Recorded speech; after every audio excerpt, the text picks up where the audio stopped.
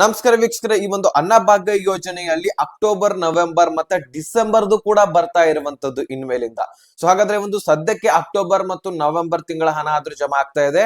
Totally ಇಂದು 13 ಜಿಲ್ಲೆಗಳಿಗಾದ್ರೂ ಹಣ ಜಮಾ ಆಗ್ತಾ ಇರುವಂತದ್ದು. ಸೊ ಹಾಗಾದ್ರೆ ಈ ಒಂದು 13 ಜಿಲ್ಲೆಗಳಂತೂ ಮುಖ್ಯವಾಗಿ ನೀವು ತಿಳ್ಕೊಳ್ಬೇಕು. ಯಾಕಂದ್ರೆ ಈ ಒಂದು 13 ಜಿಲ್ಲೆಗಳಲ್ಲಿ ನಿಮ್ಮ ಜಿಲ್ಲೆನೂ ಕೂಡ ಆಗಿದ್ರೆ ನಿಮ್ಮ ಖಾತೆಗೂ ಕೂಡ ಹಣ ಜಮಾ ಆಗುವಂತಹ ಚಾನ್ಸಸ್ ಹೆಚ್ಚಾಗಿರುವಂತದ್ದು. ಸೊ ಹೀಗಾಗಿ ಬಹಳ ಇಂಪಾರ್ಟೆಂಟ್ ಹಾಗೂ ಮಹತ್ವದ ಒಂದು ಮಾಹಿತಿ ಇದೆ. ಸೊ ವಿಡಿಯೋನ ಕೊನೆವರೆಗೂ ವಾಚ್ ಮಾಡಿದ್ರೆ ಎಲ್ಲಾನು ಕೂಡ ಕ್ಲಿಯರ್ ಆಗಿ ಅರ್ಥ ಆಗತ್ತೆ. ಚಾನಲ್ಗೆ ಸಬ್ಸ್ಕ್ರೈಬ್ ಮಾಡಿಲ್ಲ ಅಂದ್ರೆ ದಯವಿಟ್ಟು ಬೇಗನೆ ಸಬ್ಸ್ಕ್ರೈಬ್ ಮಾಡ್ಕೊಳ್ಳಿ. ವಿಡಿಯೋಕ್ಕೆ ಒಂದು ಲೈಕ್ ಕೊಟ್ಬಿಟ್ಟು ವಿಡಿಯೋನ ನೋಡ್ಲಿಕ್ಕೆ ಸ್ಟಾರ್ಟ್ ಮಾಡಿ. ಈಗ ಡೈರೆಕ್ಟ್ ಆಗಿ ನಾನು ಟಾಪಿಕ್ ಬಂದ್ಬಿಡ್ತೀನಿ. ಇನ್ನೊಂದು ಇಂಪಾರ್ಟೆಂಟ್ ಏನಪ್ಪಾ ಅಂದ್ರೆ ನೋಟಿಫಿಕೇಶನ್ ಆಲ್ ಅಂತ ಸೆಟ್ ಮಾಡಿ ಪ್ರತಿಯೊಂದು ವಿಡಿಯೋಸ್ಗಳು ನಿಮಗೆ ನೋಟಿಫಿಕೇಶನ್ ಮುಖಾಂತರ ಬಂದು ತಲುಪತ್ತೆ. ಅಲ್ಲಿಂದ ಹೆಚ್ಚಿನ ಮಾಹಿತಿನ ತಿಳ್ಕೊಳ್ಬಹುದು, ಎಲ್ಲ ತಿಳ್ಕೊಂಡು ನೀವು ಪಡ್ಕೊಳ್ಬಹುದು. ಈಗ ಈ ಒಂದು ನಿಮ್ಮ ಮನೆಯ ಸದಸ್ಯರ ಆಧಾರದ ಮೇಲೆ ಹಣ ಜಮಾ ಆಗ್ತಾ ಇರತ್ತೆ ಈ ಒಂದು ಅನ್ನಭಾಗ್ಯ ಯೋಜನೆಯಲ್ಲಿ, ಹೌದಲ್ವಾ?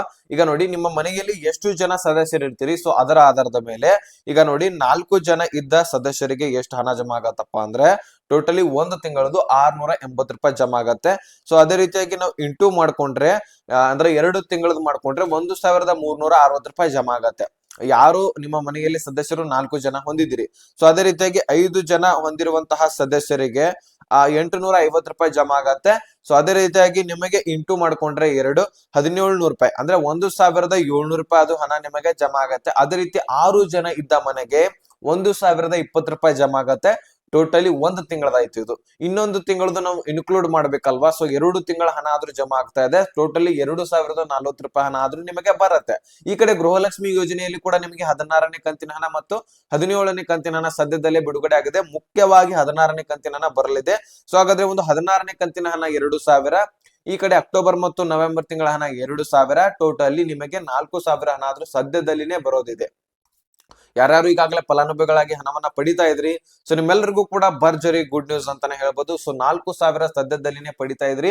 ಅದೇ ರೀತಿಯಾಗಿ ನೀವು ಸುಮಾರು ಈಗ ಗೃಹಲಕ್ಷ್ಮಿ ಯೋಜನೆಯಲ್ಲಿ 30,000 ಹಣವನ್ನ ಪಡ್ಕೊಂಡಿದ್ದೀರಿ. ಸೊ ತಲೆಯಲ್ಲಿರ್ಲಿ, ಯಾಕಂದ್ರೆ 15 ಕಂತುಗಳಾದ್ರೂ ನಿಮ್ಮ ಖಾತೆಗೆ ಬಂದಿದ್ದಾವೆ. ಒಬ್ಬೊಬ್ರದ್ದು ಬಂದಿಲ್ಲ, ಯಾಕಂದ್ರೆ ಲೇಟ್ ಮಾಡಿ ಅರ್ಜಿ ಸಲ್ಲಿಸಿದ್ರ ಓಕೆ ಇಲ್ಲ ಅನ್ನೋದಿಲ್ಲ. ಸುಮಾರು 20,000 ಆದ್ರೂ ಹಣ ಪಡ್ಕೊಂಡಿದ್ರಿ, ಹೌದಲ್ವಾ? ಸೊ ಹಾಗಾದ್ರೆ ಈ ಕಡೆ ಅನ್ನಭಾಗ್ಯ ಯೋಜನೆಯಲ್ಲಿ ಎಷ್ಟು ಹಣ ಪಡ್ಕೊಂಡಿದ್ರಿ ಎಲ್ಲಾನು ಕೂಡ ಕೊಡ್ಸ್ಕೊಂಡು ನೋಡಿದ್ರೆ ಎಷ್ಟು ಹಣ ಆಗತ್ತೆ ಅನ್ನುವಂಥದ್ದನ್ನ ಕಮೆಂಟ್ ಮಾಡಿ ತಿಳಿಸಿ. ನಿಮಗೆ ಎಷ್ಟು ಹಣ ಸಿಕ್ಕಿದೆ ಅನ್ನುವಂಥದ್ದನ್ನ. ಇಲ್ಲಪ್ಪ ಅಂದ್ರೆ ನೀವು ಒಂದು ಕೆಲಸ ಮಾಡಬಹುದು, ಡಿ.ಬಿ.ಟಿ ಆಪ್ ನಲ್ಲಿ ಚೆಕ್ ಮಾಡ್ಕೊಳ್ಬಹುದು ಎಷ್ಟು ಹಣ ಬಂದಿದೆ. ಸೊ ನಿಮ್ಮ ಒಂದು ಖುಷಿಗೋಸ್ಕರ ಎಷ್ಟು ಹಣ ಬಂದಿರಬಹುದು ಅನ್ನುವಂಥದ್ದನ್ನ ಲೆಕ್ಕಾಚಾರ ಮಾಡ್ಲಿಕ್ಕೆ ಒಂದ್ ಸ್ವಲ್ಪ ನೋಡ್ಕೊಳ್ಳಿ. ಡಿ.ಬಿ.ಟಿ ಆಪ್ ನಲ್ಲಿ ಡಿಸ್ಕ್ರಿಪ್ಷನ್ ನಲ್ಲಿ ಒಂದು ವಿಡಿಯೋ ಲಿಂಕ್ ಕೊಟ್ಟಿರ್ತೀನಿ. ಡಿ.ಬಿ.ಟಿ ಆಪ್ ನಲ್ಲಿ ಹೇಗೆ ಚೆಕ್ ಮಾಡ್ಕೊಳ್ಳೋದು ಅನ್ನುವಂಥದ್ದನ್ನ ಅವೆಲ್ಲನೂ ಕೂಡ ಪ್ಲೇಸ್ ಮಾಡ್ಕೊಳ್ಳಿ. ಅವಾಗ ನಿಮಗೆ ಗೊತ್ತಾಗತ್ತೆ ಎಷ್ಟು ಹಣ ಬಂದಿದೆ ಅನ್ನುವಂಥದ್ದನ್ನ. ದಯಮಾಡಿ ಕಮೆಂಟ್ ಮುಖಾಂತರ ತಿಳಿಸಿ, ನಮಗೂ ಕೂಡ ಗೊತ್ತಾಗ್ಲಿ, ನೋಡುವಂತಹ ಜನರಿಗೂ ಕೂಡ ಗೊತ್ತಾಗ್ಲಿ, ನಿಮ್ಗೂ ಕೂಡ ಮತ್ತೊಬ್ಬರದ್ದು ಗೊತ್ತಾಗ್ಲಿ ಎಷ್ಟು ಹಣ ಬಂದಿದೆ, ಇದರಿಂದ ಏನ್ ಉಪಯೋಗ ಆಗಿದೆ, ಏನೇನ್ ನಾವು ಪಡ್ಕೊಂಡಿದೀವಿ ಅನ್ನುವಂಥದ್ದನ್ನ ಕಮೆಂಟ್ ಮುಖಾಂತರ ತಿಳಿಸಿ.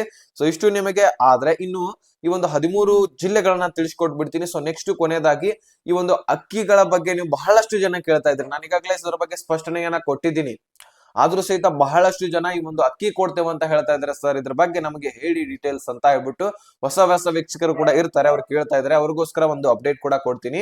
ಸೊ ಯಾರಿಗೆ ಇಂಪಾರ್ಟೆಂಟ್ ಅದನ್ನು ತಿಳ್ಕೊಂಡಿಲ್ಲ ಇನ್ನು ಕೂಡ ಅವ್ರು ತಿಳ್ಕೊಳ್ಬಹುದು. ಇಲ್ಲಪ್ಪ ಅನ್ನೋರು ಈ ಒಂದು ಜಿಲ್ಲೆಗಳನ್ನ ತಿಳ್ಕೊಂಡು ಸೊ ವಿಡಿಯೋನ ಎಂಡ್ ಮಾಡಬಹುದು. ನಿಮ್ಗೆ ಫೋರ್ಸ್ ಮಾಡೋದಿಲ್ಲ. ಈಗ ನೋಡಿ, ಯಾದಗಿರಿ, ಉತ್ತರ ಕನ್ನಡ, ದಕ್ಷಿಣ ಕನ್ನಡ, ದಾವಣಗೆರೆ, ಉಡುಪಿ, ತುಮಕೂರು, ಚಿತ್ರದುರ್ಗ, ಚಿಕ್ಕಮಗಳೂರು, ಶಿವಮೊಗ್ಗ, ರಾಯಚೂರು, ಚಿಕ್ಕಬಳ್ಳಾಪುರ, ಚಾಮರಾಜನಗರ, ಮೈಸೂರು ಈ ಒಂದು ಜಿಲ್ಲೆಗಳಿಗಾದ್ರೂ ಹಣ ಜಮಾ ಆಗ್ತಾ ಇದೆ. ಆದ್ರೆ ಪೂರ್ತಿಯಾಗಿ ಎಲ್ಲರಿಗೂ ಕೂಡ ಜಮಾ ಆಗೋದಿಲ್ಲ. ಇದು ಹಂತವಾಗಿ ಜಮಾ ಆಗ್ತಾ ಇದೆ. ಹಂತದ್ರಲ್ಲಿ 2 ತಿಂಗಳ ಹಣ ಬರ್ತಾ ಇದೆ ಅಲ್ವಾ, ಡಿವೈಡ್ ಆಗಿ ಜಮಾ ಆಗತ್ತೆ ಇಲ್ಲ ಅನ್ನೋದಿಲ್ಲ. ಆದ್ರೆ ಸದ್ಯದಲ್ಲಿನೇ 1-2 ದಿನದಲ್ಲಿ ಜಮಾ ಆಗತ್ತೆ. ಇವತ್ತು ಈ ಒಂದು ಒಂದು ಅಕ್ಟೋಬರ್ ತಿಂಗಳ ಹಣ ಜಮಾ ಆದ್ರೆ ಇನ್ನೆರಡು ದಿವಸ ಬಿಟ್ಟು ನವೆಂಬರ್ ತಿಂಗಳ ಹಣ ಜಮಾ ಆಗತ್ತೆ. ಈ ರೀತಿ ನಿಮಗೆ ಜಮಾ ಆಗ್ತಾ ಬರುತ್ತೆ. ಆದ್ರೆ ಒಟ್ಟೊಟ್ಟಿಗೆ ಜಮಾ ಆಗೋದಿಲ್ಲ. ಗೃಹಲಕ್ಷ್ಮಿ ಯೋಜನೆಯಲ್ಲಿ ಆಗ್ಲಿ, ಅನ್ನಭಾಗ್ಯ ಯೋಜನೆಯಲ್ಲಿ ಆಗ್ಲಿ ಒಟ್ಟೊಟ್ಟಿಗೆ ಹಣ ಜಮಾ ಆಗೋದಿಲ್ಲ. ಅದು ಡಿವೈಡ್ ಆಗಿನೇ ಜಮಾ ಆಗೋದು. ನಿಮಗೆ ಡಿ.ಬಿ.ಟಿ ಆಪ್ ನಲ್ಲಿ ಕೂಡ ಡಿವೈಡ್ ಆಗಿನೇ ತೋರಿಸೋದು. ಅದೇ ರೀತಿಯಾಗಿ ಒಟ್ಟಿಗೆ ತೋರಿಸಿದ್ರೆ ನಿಮಗೆ ಗೊತ್ತಾಗ್ಬಿಡತ್ತೆ ಇದು 2 ಕಂತಿನ ಹಣ ಒಮ್ಮೆಲೆ ಜಮಾ ಆಗಿದೆ ಅಂತ. ಸೊ ಆ ರೀತಿ ಪ್ರೊಸೆಸಿಂಗ್ ಇಲ್ಲ, ಆ ರೀತಿ ಜಮಾ ಯಾರಿಗೂ ಕೂಡ ಒಬ್ಬ ವ್ಯಕ್ತಿಗೂ ಕೂಡ ಆಗಿಲ್ಲ.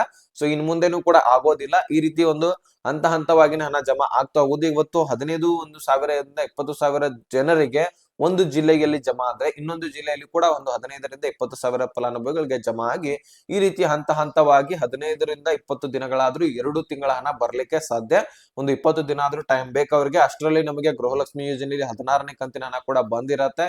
ಈ ಕಡೆ ಅನ್ನಭಾಗ್ಯ 2,000 ಅಥವಾ ನಿಮ್ಮ ಮನೆಯ ಸದಸ್ಯರ ಆಧಾರದ ಮೇಲೆ ಹಣ ಜಮಾ ಆಗಿರತ್ತೆ. ಸೊ ಇಷ್ಟು ನಿಮಗೆ ಕೊಡಬೇಕಾಗಿರುವಂತಹ ಅಪ್ಡೇಟ್ ಅನ್ನ ಕೊಟ್ಟಿದ್ದೀನಿ. ಇನ್ನು ಈ ಒಂದು 10 ಕೆಜಿ ಅಕ್ಕಿಯನ್ನ ಕೊಡ್ತೇವೆ ಅಥವಾ ಪದಾರ್ಥಗಳನ್ನ ಕೊಡ್ತೇವೆ ಅನ್ನುವಂತಹ ಅಪ್ಡೇಟ್ಸ್ ಬಹಳಷ್ಟು ಜನ ಕೇಳಿದ್ರಿ. ಸೊ ಇದ್ರ ಬಗ್ಗೆ ಸ್ಪಷ್ಟನೆ ಕೊಡ್ತಾ ಇದ್ದೀನಿ. ಯಾರಿಗೆ ಇಂಟ್ರೆಸ್ಟ್ ಇದ್ರ ಬಗ್ಗೆ ಗೊತ್ತಿಲ್ಲ ಇನ್ನೂವರೆಗೂ ಕೂಡ ಅವ್ರು ಕೇಳಿ. ಓಕೆನಾ. ಈಗ ನೋಡಿ, ಬಹಳಷ್ಟು ಜನ ಹಿಂದಿನ ವಿಷಯ ಗೊತ್ತಿರಬಹುದು ನಿಮಗೆ. ಹಿಂದೆ 2 ತಿಂಗಳ 3 ತಿಂಗಳ ಹಿಂದೆ ಕೊಡ್ತೇವಂತ ಹೇಳ್ಬಿಟ್ಟು KH ಮುನಿಯಪ್ಪನವರು ಒಂದು ಮಾಹಿತಿಯನ್ನ ಅಪ್ಡೇಟ್ ಅನ್ನ ಕೊಟ್ಟಿದ್ರು. ಎಲ್ಲ ಕೂಡ ಕೇಂದ್ರ ಸಚಿವರ ಹತ್ರ ಕೂಡ ಮಾತಾಡಿದ್ರು. ಅಕ್ಕಿ ಕೊಡುವಂತಹ ಸಾಧ್ಯತೆನೂ ಕೂಡ ಮಾತಾಡಿದ್ರು. ಕೇಂದ್ರದಿಂದ 29 ರೂಪಾಯಿ ಕೆಜಿ ಅಕ್ಕಿಯಾಗಿ ಕೊಡ್ತೇವಂತ ಹೇಳ್ಬಿಟ್ಟಿದ್ರು. ಆದ್ರೂ ಸಹಿತ ಸರ್ಕಾರ ತೆಗೆದುಕೊಳ್ಳಿಲ್ಲ, 29 ರೂಪಾಯಿ ಕೆಜಿ ತೆಗೆದುಕೊಳ್ಳಿಲ್ಲ. ನಾವು ಪದಾರ್ಥಗಳನ್ನ ಕೊಡ್ತೇವೆ ಅಂತ ಹೇಳ್ಬಿಡ್ತು. ಹಾಗಾದ್ರೆ ಪದಾರ್ಥಗಳನ್ನ ಕೊಡ್ಲಿಕ್ಕೆ ಯಾವ್ಯಾವ ಪದಾರ್ಥಗಳನ್ನ ಕೊಡ್ತೇವಪ್ಪ ಅಂತ ಕೇಳಿದಾಗ ಜನರು ಇಲ್ಲಿ ಕೇಳಿದ್ರು ನೋಡಿ, ಬೇಳೆ ಕೊಡ್ತೇವೆ, ನಾವು ಉಪ್ಪು ಕೊಡ್ತೇವೆ, ಸಕ್ಕರೆ ಕೊಡ್ತೇವೆ ಅಂತ ಹೇಳಿದ್ರು. ನೆಕ್ಸ್ಟ್ ಕೊನೆಯದಾಗಿ ಗಾನದ ಎಣ್ಣೆ, ಟೋಟಲಿ 4 ಐಟಮ್ಸ್ ಗಳನ್ನ ನಾವು 5 ಕೆಜಿ ಪ್ಯಾಕೇಜ್ ಹಾಗೆ ನಾವು ಕೊಡ್ತೇವೆ ಅಂತ ಹೇಳ್ಬಿಟ್ಟು ಒಂದು ಮಾಹಿತಿಯನ್ನ ಕೊಟ್ಟಿದ್ರು. ಸೊ ಹಾಗಾದ್ರೆ ಈ ಒಂದು 5 ಕೆಜಿ ಪ್ಯಾಕೇಜ್ ಏನಿದೆ ಅಲ್ವಾ, ಸೊ ಇದನ್ನ ನಮಗೆ ಕೊಡ್ಲಿಕ್ಕೆ ಸಿದ್ಧರಾದ್ರು. ಕೊನೆಯದಾಗಿ ಸಚಿವ ಸಂಪುಟ ಸಭೆಯನ್ನ ನಡೆಸಿದ್ರು. ಎಲ್ಲ ಸಚಿವರು ಕೂಡಿದ್ರು. CM ಅವರು, DCM ಅವರು ಪ್ರತಿಯೊಬ್ಬರು ಕೂಡ ಕೂಡಿಕೆ ಮಾಡಿ ನೆಕ್ಸ್ಟ್ ಇದರಲ್ಲಿ ಕೊನೆಯ ನಿರ್ಧಾರ ಒಂದು ಹೊರಹೊಮ್ಮಿತು. ಎಲ್ಲಾನು ಈ ಒಂದು ಅಕ್ಕಿಗೆ 10 ಕೆಜಿ ಅಕ್ಕಿನೇ ಕೊಡೋದು ಬೇಡ ಅಂತ ಹೇಳ್ಬಿಟ್ರು. ಕೊನೆಯದಾಗಿ ಒಂದು ಪದಾರ್ಥಗಳನ್ನ ಕೂಡ ಕೊಡೋದು ಬೇಡ. ಈಗ ಹೇಗ್ ಕೊಡ್ತಾ ಇದೀವಿ, 5 ಕೆಜಿ ಅಕ್ಕಿ, 5 ಕೆಜಿ ಅಕ್ಕಿಯ ಬದಲಾಗಿ ಹಣ, ಸೊ ಇದನ್ನೇ ಕೊಡೋಣ ಅಂತ ಹೇಳ್ಬಿಟ್ಟು ಮತ್ತೆ 2-3 ತಿಂಗಳಿಗಾಗಲೇ ಕೊಟ್ಟಿದ್ದಾರೆ. ಸೊ ಹಾಗಾದ್ರೆ ನಾವು ಇದರಲ್ಲಿ 2ರಿಂದ 3 ತಿಂಗಳು ಅಷ್ಟೇ ಅಲ್ಲ, 5 ತಿಂಗಳ ಹಣ ಅಡಗಿತ್ತು. ಯಾಕಂದ್ರೆ ಮೇದಿಂದ ಈ ಕಡೆ ಯಾವ ಕಂತಿನ ಹಣ ಕೂಡ ಬಂದಿದ್ದಿಲ್ಲ ಅನ್ನಭಾಗ್ಯ ಯೋಜನೆಯಲ್ಲಿ. ನಮಗೆ ಈ ಕಡೆ ಜಮಾ ಆಗಿದ್ದಾವೆ ಸ್ವಲ್ಪ ಜನರಿಗೆ, ಮತ್ತೆ ಅದರಲ್ಲಿ ಕೂಡ ಸಾಕಷ್ಟು ಪೆಂಡಿಂಗ್ ಉಳಿದಿದ್ದಾವೆ. ಇನ್ನೊಂದು ವಿಷಯ, ಮಹಿಳೆಯರಿಗೆ ಒಂದು ವಿಷಯ ಹೇಳ್ಬೇಕಂದ್ರೆ, ಬಹಳಷ್ಟು ಜನ ಅನ್ನಭಾಗ್ಯ ಯೋಜನೆಯಲ್ಲಿ ಹಣ ಜಮಾ ಆಗ್ಲಿಲ್ಲ ಅಂದ್ರೆ ತಲೆ ಕೆಡಿಸ್ಕೊಳ್ತಿಲ್ಲ. ಯಾಕಂದ್ರೆ ಸಣ್ಣ ಪುಟ್ಟ ಅಮೌಂಟ್ ಅಂತ ಹೇಳ್ಬಿಟ್ಟು ನೆಗ್ಲೆಕ್ಟ್ ಮಾಡ್ತಾ ಇದ್ರಿ, ಹೌದಲ್ವಾ. ಗೃಹಲಕ್ಷ್ಮಿ ಯೋಜನೆ 2,000 ಒಟ್ಟಿಗೆ ಜಮಾ ಆಗತ್ತಲ್ವಾ ಅಂತ ಹೇಳ್ಬಿಟ್ಟು ಗೃಹಲಕ್ಷ್ಮಿ ಹಣ ಬರ್ಲಿಲ್ಲ ಅಂದ್ರೆ ಆಕ್ರೋಶ ವ್ಯಕ್ತಪಡಿಸ್ತೀರಿ, ಪ್ರತಿಭಟನೆ ಮಾಡ್ತೀರಿ. ಆದ್ರೆ ಅನ್ನಭಾಗ್ಯ ಯೋಜನೆಯಲ್ಲಿ ಇದು ಒಂದು ಯೋಜನೆ, ಇದು ನಿಮಗೆ ಸಿಗ್ಬೇಕಾಗಿರುವಂತಹ ಹಕ್ಕು. ಇಲ್ಲಪ್ಪಾ ಅಂದ್ರೆ ನಮ್ಗೆ 5 ಕೆಜಿ ಅಕ್ಕಿ ಕೊಡಿ ಅಂತ ನೀವು ಕೇಳ್ಬೇಕಾಗಿರುವಂತದ್ದು. ಬಹಳಷ್ಟು ಜನ ಒಬ್ಬೊಬ್ರು ಕೇಳ್ತೀರಿ, ಇಲ್ಲ ಅನ್ನೋದಿಲ್ಲ. ಆದ್ರೆ ಇಲ್ಲಿ ಜಮಾ ಆಗ್ಲಿಲ್ಲ ಅಂದ್ರೆ ಇದ್ರ ಬಗ್ಗೆ ತಲೆ ಕೆಡಿಸ್ಕೊಳ್ಳೋದಿಲ್ಲ ನೀವು. ಆದಷ್ಟು ಗೃಹಲಕ್ಷ್ಮಿ ಯೋಜನೆಯಲ್ಲಿ ಬರ್ಲಿಲ್ಲ ಅಂದ್ರೆ ತಲೆ ಕೆಡಿಸ್ಕೊಳ್ತೀರಾ, ಹಣ ಜಮಾ ಆಗೇ ಆಗತ್ತೆ, ಅಲ್ಲೇನ್ ಪ್ರಾಬ್ಲಮ್ ಇಲ್ಲ. ಈ ಕಡೆ ಅನ್ನಭಾಗ್ಯದಲ್ಲಿನೇ ಪ್ರಾಬ್ಲಮ್ ಆಗ್ತಾ ಇರುವಂತದ್ದು. ಒಂದು ಕಂತಿನ ಹಣ ಬರೋದು, ಒಂದು ಕಂತಿನ ಹಣ ಪೆಂಡಿಂಗ್ ಉಳಿಯೋದು, ಈ ರೀತಿ ಅನ್ನಭಾಗ್ಯದಲ್ಲಿ ಆಗ್ತಾ ಇದೆ. ಸೊ ಅಲ್ಲಿ ಮುಖ್ಯವಾಗಿ ನೀವು ಎಚ್ಚೆತ್ಕೊಳ್ಬೇಕು. ಪ್ರತಿಯೊಂದು ಕಂತಿನ ಹಣ ಬಂದ್ರೆ ನಿಮ್ಗೆ ಎಷ್ಟೊಂದು ಹೆಲ್ಪ್ ಆಗತ್ತೆ. ಆದ್ರೆ ಸರ್ಕಾರ ಸರಿಯಾಗಿ ಹಣ ಹಾಕ್ತಾ ಇಲ್ಲ, ಇದನ್ನ ನೀವು ತಲೆಯಲ್ಲಿ ಇಟ್ಕೊಳ್ಳಿ. ಇದು ನನ್ನಿಂದ ಹೇಳ್ತಾ ಇಲ್ಲ, ಸ್ವತಃ ಜನರಿಂದನೇ ಅಭಿಪ್ರಾಯ ಬಂದಿರುವಂತದ್ದು, ನಿಮ್ಮಿಂದನೇ ಬಂದಿರುವಂತದ್ದು. ಆದ್ರೆ ನೀವೇ ಬಹಳಷ್ಟು ಜನ ತಿಳ್ಕೊಂಡಿಲ್ಲ. ಒಂದು ಕಂತಿನ ಹಣ ಜಮಾ ಆಗ್ತಾ ಇದೆ ಸರ್, ಒಂದ್ ಕಂತಿನ ಹಣ ಜಮಾ ಆಗ್ತಾ ಇಲ್ಲ, ಸೊ ಇದಕ್ಕೆ ಪರಿಹಾರ ಕೊಡಿ, ಏನ್ ಮಾಡ್ಬೇಕು ನಾವು ಹೇಳಿ ಅಂತ ಕೇಳ್ತಾ ಇದ್ರಿ. ಸೊ ಅದಕ್ಕೋಸ್ಕರ ನೀವೇ ಎಚ್ಚೆತ್ಕೊಂಡು ನಿಮ್ಮಿಂದಾನೇ ಸಾಧ್ಯ ಇದು.